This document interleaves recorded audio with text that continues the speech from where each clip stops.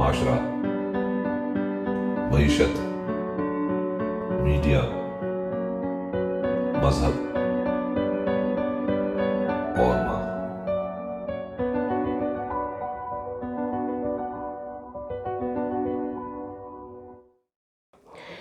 السلام علیکم۔ Channel M5 سے نسرین حسین پرویز آپ سے مخاطب ہے۔ جناب، ہمارے پچھلے 2 کلپس ہیں، ان پر ہی آج بات اور ان کو ہی کنٹینیو کرنا ہے۔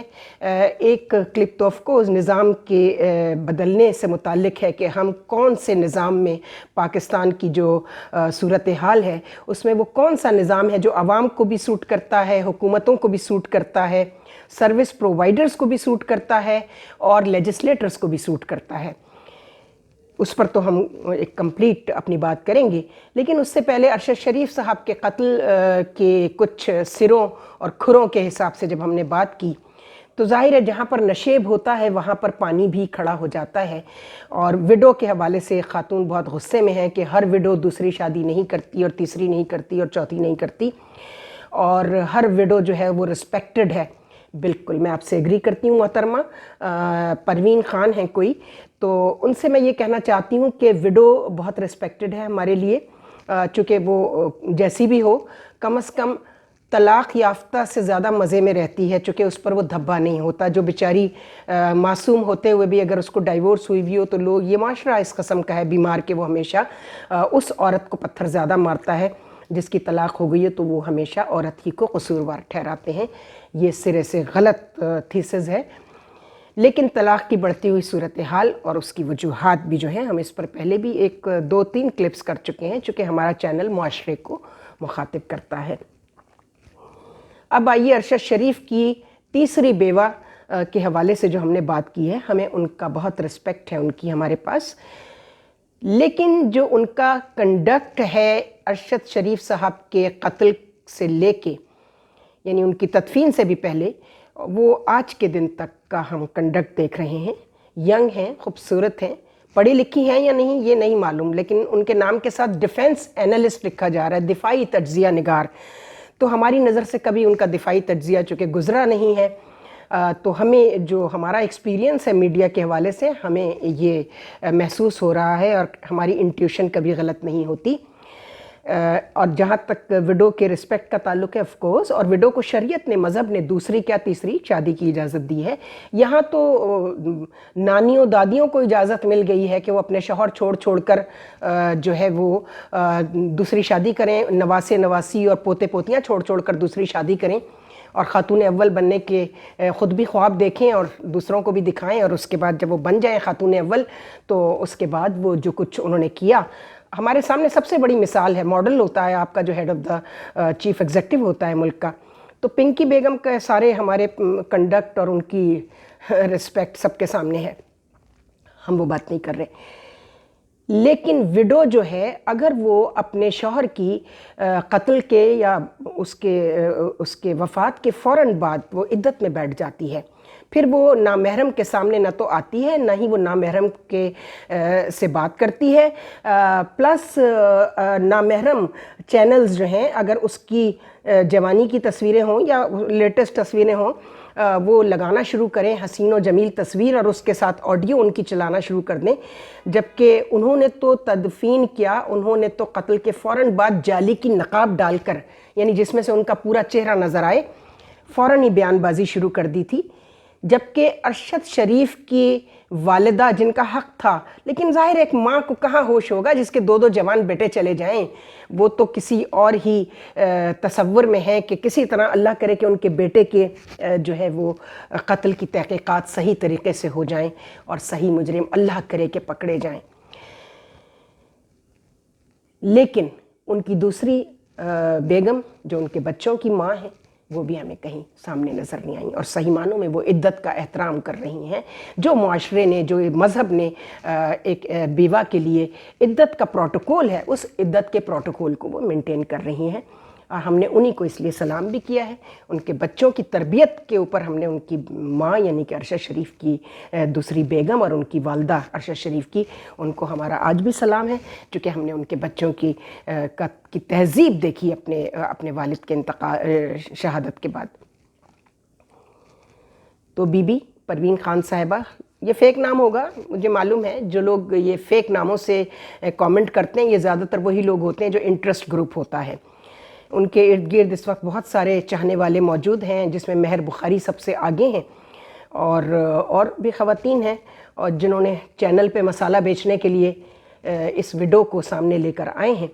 تو اگر کسی کی دل آزاری ہوئی ہے تو میں اس کے لیے معافی چاہتی ہوں، لیکن وہ عدت سے جب فارغ ہو جائیں تو ان کو مذہب شریعت ہر ایک اجازت دیتا ہے. یہ جذباتی گفتگو جو ہے نا کہ ہر ایک تو نہیں کرتا، کرنی چاہیے، شریعت اجازت دیتی ہے.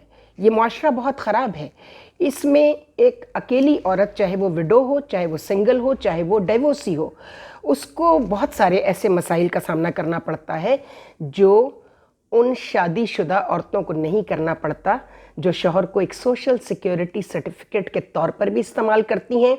اور کچھ جو میرج آف کنوینئنس کا ہم نے ذکر کیا تھا، یہ ایک بہت اچھا طریقہ ہے چونا لگانے کا معاشرے کو، اور جو کہ ہو رہا ہے.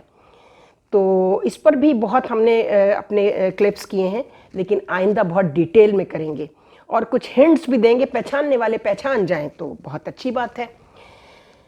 مقصد صرف یہ ہوتا ہے کہ ایسی روش کو روکا جائے تاکہ معاشرے میں جو اخلاقی اور سماجی بگاڑ پیدا ہوا ہے اس کے بارے میں ان کو یہ بتایا جائے کہ بھائی آپ ہر ایک کو چونا نہیں لگا سکتے، اور خاص طور پہ اللہ میاں کو تو بالکل نہیں لگا سکتے، پھر وہی آپ کو ذلیل کرواتے ہیں دنیا میں. اب آ جائیے جناب ہمارے اس پروپوزل کی طرف، اس سجیشن کی طرف جو ہم نے رانا مبشر صاحب کے ساتھ 5 6 سال پہلے ایک پروگرام کیا تھا، اور اس وقت تھوڑی سی بات چلی تھی نظام بدلنے کی، لیکن چینلز اس میں زیادہ انٹرسٹڈ نہیں تھے، چونکہ وہ پارلیمنٹیرینز کے ہاتھوں اتنا زیادہ فروخت ہوئے ہوتے ہیں کہ وہ نظام کو بدلنے کی کوئی نہ تو اچھی تجویز دیتے ہیں، نہ اچھی تجویز پہ عمل کرانے کو انکریج کرتے ہیں. بٹ اب ہم آپ کو ایک ریفرنڈم کرا رہے ہیں، اس ملک کے کم از کم 5 کروڑ لوگ آپ کو بتائیں گے. 5 کروڑ تو آپ کسی سیاسی پارٹی کے پاس ووٹ بھی نہیں ہوتے. معاف کیجیے گا، عمران خان صاحب 18 کے الیکشن میں کتنے ووٹ لیے تھے آپ نے؟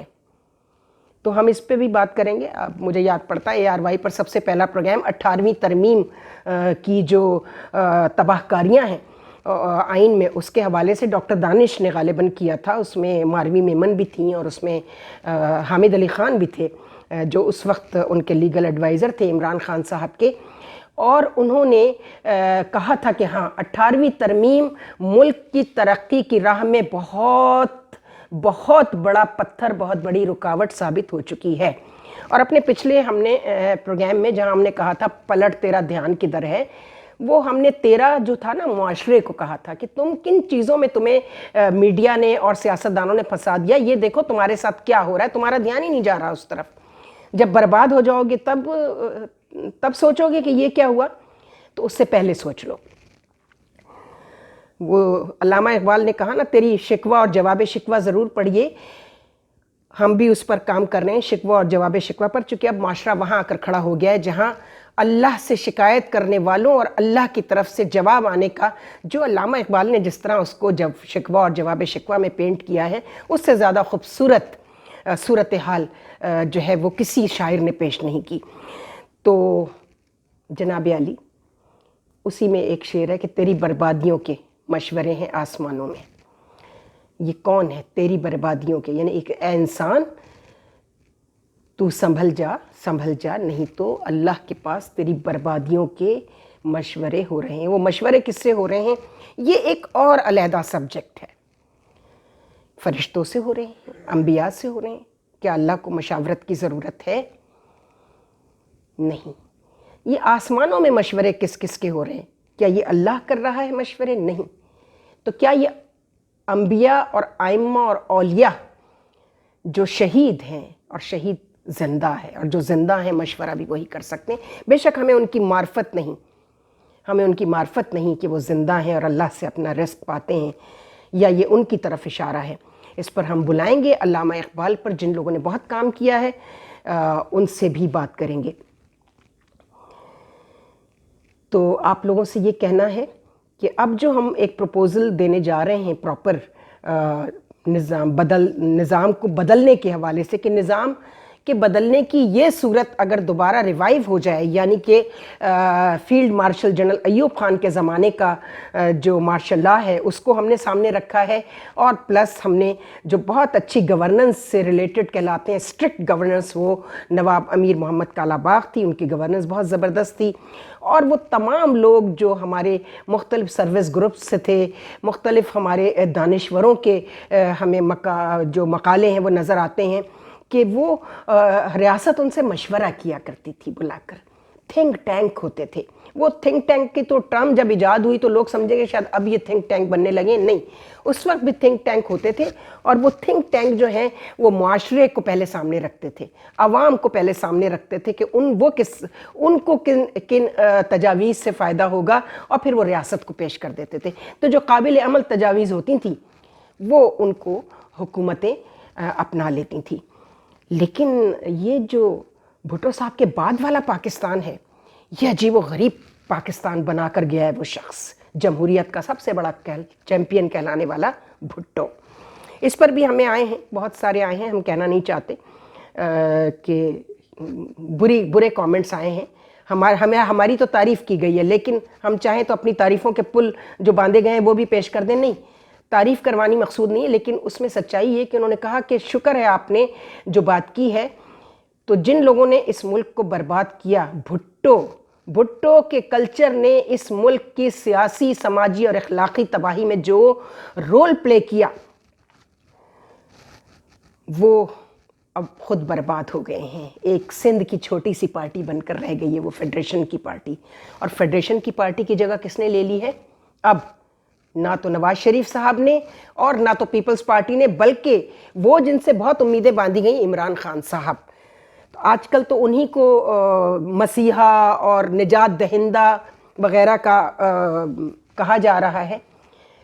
ان کی 4 سال کی پرفارمنس نے یقیناً ایسا کوئی کام نہیں کیا جس کی وجہ سے ان کو نجات دہندہ یا مسیحا کہا جا سکے، یا ہو سکتا ہے انہوں نے اپنے ایکسپیرینس سے، حکومت کے ایکسپیرینس سے کچھ سیکھا ہو، اللہ کرے سیکھا ہو، چونکہ بہرحال ان کے بھی بڑے اسٹرانگ پلس پوائنٹس ہیں، اللہ کرے سیکھ لیا ہو۔ تو اب اگر ان کو حکومت ملے گی، اور اگر فیئر الیکشنز ہوتے ہیں اور 2/3 میجورٹی ان کو ملتی ہے، تو پھر ان کا یہ گلہ بھی ختم ہو جائے گا کہ مجھے 2/3 میجورٹی دو تو پھر میں بہت بڑا انقلاب لا کے دکھاتا ہوں۔ تو اب قوم اس انقلاب کے انتظار میں ہے۔ ہم ارباب اختیار سے کہتے ہیں کہ یہ قصہ نمٹا دیں، اس بے چینی کو ختم کریں۔ اس وقت ایک تلاطم ہے، انتظار کی سولی کے اوپر پورا ملک لٹکا ہوا ہے۔ اس انتظار کو ختم کر کے خان صاحب کی خواہش کو پورا کر دیجئے، اور باقی جماعتیں جو اپوزیشن میں ہوں گی ان سے گزارش ہے کہ پھر وہ ایک بہتر اپوزیشن کا وہ رول پلے کریں جو عمران خان صاحب نے کیا، جس کی وجہ سے لوگوں کی امیدیں بندھی۔ پوری دنیا میں آپ چلے جائیے، سب سے زیادہ جمہوریت وہاں پنپتی ہے جہاں اپوزیشن کا رول پازیٹیو ہوتا ہے، ٹورڈز عوام کی بھلائی کے لیے ہوتا ہے۔ انڈر دا ٹیبل ہاتھ ملا کے ہر غلط کام کے اوپر حکومت سے ہاتھ ملانے والے پاکستان کی جیسی اپوزیشن ہے، وہاں کبھی جمہوریت نہیں پنپ سکتی، یاد رکھیے گا۔ تو وہ جمہوریت جو ہے نا، جس کے حسن کے بہت چرچے ہیں، یہ حسینہ روٹھ گئی ہے آپ سے۔ تو کوشش کیجئے، جو لوگ بھی اپوزیشن میں ہوں اور جو لوگ بھی حزب اقتدار میں ہوں، وہ کوشش کریں کہ یہ حسینہ مان جائے، حسینہ مان جائے گی۔ انما الاعمال بالنیات، آپ کی نیتوں کا دار و مدار آپ کے ان اعمال پر ہوگا جو حکومت ملنے کے بعد آپ کریں گے، اور حکومت نہ ملنے کے بعد اپوزیشن اپنا رول پلے کرے گی۔